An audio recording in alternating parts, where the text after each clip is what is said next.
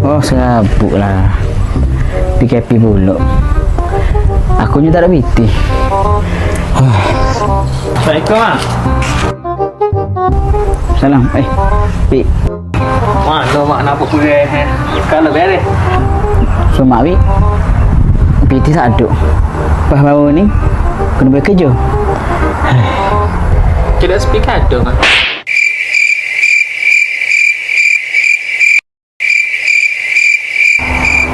Tak, Mak, tak. Dia mengata mendapat kerjanya bersejid. Oh, malah aku, Pik. Ya, jadi aku pergi sejik tu sebab kerja. Bukan sebab lagi maya. Oh, sih.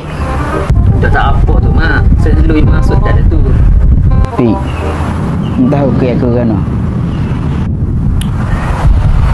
Dah, menurut agak apa ni, Mak? Biar lu, Pik. Biar aku tenang lu. Lepas aku mikir nak buat gana-gana pun. Mak, bila diberi peluang, jangan mudah tepih dengan kata tak. Tapi usahalah buat sampai jadi. Yang tahu je tahu, Pik. Yang tahu je tahu. Yang tahu. Memang dulu aku gila tapi sekarang dah lincah perlu. Mak, kita buat kerja memang tak mitok dibalah. Siapa satu masa kita rasa sebab salah. Dunia memang kecil, penuh tipu daya dah helah.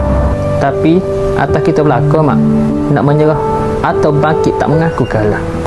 Aku mula langkah dari selatan ku kejar kekal tenaga masa untuk ku ke ibu kota. Minta restu keluarga agar semuanya lancar. Syukur apa yang dirancang semua di depan mata. Sekarang